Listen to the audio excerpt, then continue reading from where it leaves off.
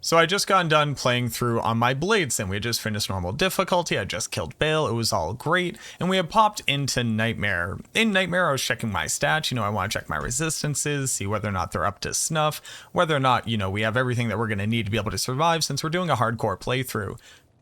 And I stopped and looked at my attack rating.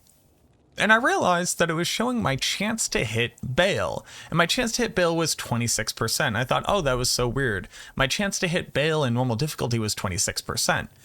But that couldn't be true. At level 29, and this is now a test character, so stick with me here. But at level 29 with the gear that I had, my chance to hit Bale should have been closer to something like 40 or 50%. And it turns out that that was true. It was actually 54% chance to hit. But the reason why my character screen was showing a 26% chance to hit, other than the fact that the character screen is lying all the time and these numbers should only be used as like a very rough guesstimate, is because the last monster I had hit was Bale. But that was in normal difficulty. And when I moved to Nightmare difficulty, it was now showing my chance to hit against Nightmare Bale. And I never really thought about that. I never stopped and looked at my chance to hit against a monster I just killed when I was moving through difficulties. But that made sense to me. Okay, if you hit a monster and then it's trying to continue to do that calculation, right? This character screen has to show some information in this field. It must look at that difficulty's creature, and then it shows a chance to hit. And I thought, that's kind of cool. Maybe I'll make a quick little video about it, kind of use it as like a litmus test, like how strong is your character moving into the new difficulty? And let's go ahead and use this character as an example for that video I was going to make, because I came across something else that I think is much more interesting and mostly just goes to show the fact that, again, the screen is always lying to you all of the time, but you obviously understand that now. But I found a new way that it's been lying to you. Let me go ahead and show you what that video would have liked. Let's go ahead and say Talik here was Bale. You've just finished normal difficulty. You're going into Nightmare difficulty. And instead of just looking at your resistances, let's go ahead and look at how you match up against the end game boss of this, so you know how good your gear currently is. So we're going to move from normal difficulty over to Nightmare difficulty. Here, walking into Nightmare difficulty without changing anything else about my character, all of a sudden I only have a 15% chance to hit Talik. So we know either my character level or my gear definitely isn't high enough for us to have a good chance of being able to finish this difficulty. Now, obviously you can't finish it at level 30 regardless, but I thought this would be a kind of cool little concept, right? You can literally see into the future. You can see ahead to what you're going to be facing at the end game to figure out whether or not your gear is up to snuff. For people who don't know, your chance to hit is a pretty simple calculation. It looks at your character level versus the monster's level.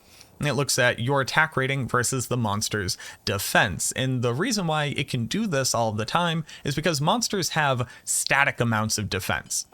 While how much resistance they have changes, or how much damage reduction they have changes, how much health they have changes, they have a static amount of defense and they have a static level.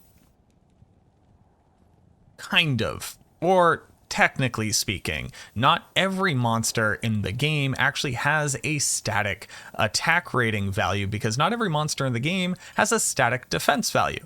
Most notably the Ancients. And that's why now we're here and I'm looking at this thing and I realized it's been lying to us, much like it always lies to us. Because even the Ancients don't have the same amount of defense. And you might not know why, but it's because the Ancients actually wear gear. While this is definitely not news for everyone, and it's honestly something that you really can't even interact with or legitimately notice unless you're doing like a hardcore challenge playthrough or a speed run, but all of the Ancients actually come equipped with gear. Very similar to the Amazon's Valkyrie, as well as the Assassin's Shadowmaster. They're wearing equipment. That equipment has stats on it. That's why you might have accidentally applied amplified damage sometimes while using your Valkyrie or one of your shadows, and you've gone, where the heck did this thing come from? Their weapon actually spawned with chance to apply amplified damage on it, because the gear that they wear also comes with randomly generated affixes. Now, what the affixes can be are all dependent on monster level. Monster level for your summons are based off of an equation with your character level, etc. But in normal, Nightmare, and Hell difficulty, each one of the Ancients comes equipped with a different set of gear. So Korlik, for example, our big man with the two-hander that can't stop jumping around. He wears a crown, which gets upgraded to a grand crown and then a corona, field plate, which upgrades to shark tooth armor and kraken shell, a Vold, which upgrades to a Bill or a Colossus Vold, and then he's also wearing a ring. Madoc is using 2 different throwing axes, a pair of greaves, and a set of gauntlets, and Talik is wearing field plate, broadsword, a tower shield, and greaves. In normal, Nightmare, and Hell, the gear's quality will upgrade since they are higher level as well. While their level is static, it is going to consistently be level 40, level 71, and level 90 in Hell difficulty. The gear that they equip can get better and better stats as that static level increases. So great, they wear gear. Why is that really relevant? Well, they don't wear the same gear, and that gear has defense. If you look at just the base items here, Korlik has anywhere between 126 to 150 base defense, and that's before anything like enhanced defense or just like flat defense values or anything else that they might have on them. Madoc, who's only wearing greaves and gauntlets, has 24 to 30 defense as a base added value before any enhanced defense. And then our boy Talik, who is wearing a shield and armor and greaves, has 135 to 155 defense before any enhancements to that as well. So if you have a mid-level character, like a level 30 character in normal, and a small amount of attack rating, you should be able to see a difference in your chance to hit, because they should all have pretty substantially different amounts of defense. Now, if we're back in normal difficulty, we got Talik, we got Madoc, and we got Korlik. Right now, I've fought some other monsters, so we're going to have to reset it to them. But let's go ahead and see what our chance to hit against each one of the Ancients is after I land a blow on them. Alright, so there we go. We attacked Talik, and our chance to hit Talik is 60%. Obviously, if I were to put on more attack rating, our chance to hit goes up, but base value, I only have a 60% chance to hit Talik when I'm level 30. Korlik, who has the next highest amount of base defense when you ignore any of the affixes on his gear, also has a 60% chance to hit. Now, there might be some rounding errors in here. He may have an enhancement on it, but he has the same amount when he, on average, really shouldn't. It should be at least like 1 to 2% different here, and potentially much different, because again, he's wearing one less piece of gear that can have defense on it. And then lastly, our boy Madoc, who is wearing only 2 pieces of gear that have very low amounts of defense on it, also shows a 60% chance to hit. And I've already run this test, but I'll go ahead and show you.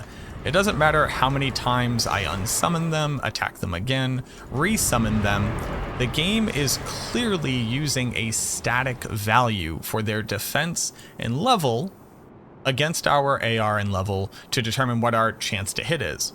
But since their gear has variables and they're wearing different amounts of gear, there's no way our chance to hit against each of them is actually equivalent. It can't be the same.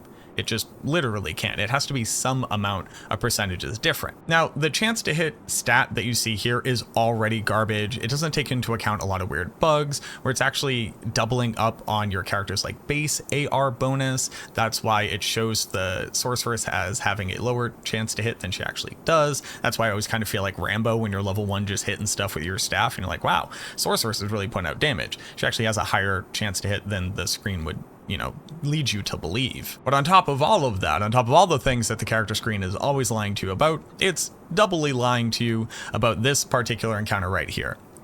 Now, what started off as just like a cool little video to go, hey, did you know that you can test yourself against the next difficulty's Bale just by saving and exiting and going into it and then checking your chance to hit, as a cool way of looking into the future, like a little snippet, add that to the Snapple fact list of like things you can do in Diablo 2. I just love that we're able to show here that the character screen just doesn't respect you. It doesn't care about you. It doesn't care about numbers. It doesn't care about facts. I thought, and here's why I actually thought that this might be really cool. The fact that it was showing me my chance to hit against the Ancients after attacking them one time theoretically could be used as a way of determining how strong their gear is. You could theoretically hit Talik, resummon him, which resets his gear and also resets the affixes that he spawned with, etc. And you should see a change in your chance to hit. And you could actually use this as a litmus test to be like, oh, okay, these Ancients are this strong, or at least this difficult to hit. I know that this character can handle that. I was hoping that it could be used as some kind of cool speed running tech, or at the very least challenge run tech. But Nope, it just shows a static value for how hard it is to hit them, even though they have gear that's different. So it clearly can't actually be looking at their real stat block. It must just be looking at a static stat block, which leads me to believe that it might have just been too difficult for them to code back in the day, and they just went, who cares, just go ahead and give it a set number. But who knows, maybe it's just looking at the base gear without reading any of the stats on it, so that's why it's consistent. But even that kind of doesn't make sense, because again, they're literally wearing different amounts of gear. But yeah, let me know what you think. I know we're just adding this to the bonfire, the giant pile of I wish the character screen would actually tell us the truth. But we can go ahead and add this one to it and enjoy the fact that you can kind of bring this one up now, like, ooh, did you also know that it lies about the ancients because of that? Let me know what you think. Now this one's a bit nerdier, a little bit geekier, but just the fact that I'm still like playing this game and discovering weird little snippets like this is a real testament to just how good it is, and the fact that we're probably going to keep playing this game for the next 20 years to come. Thank you so much for watching this video. I hope that you enjoyed it, and as always, I look forward to seeing you in the next one.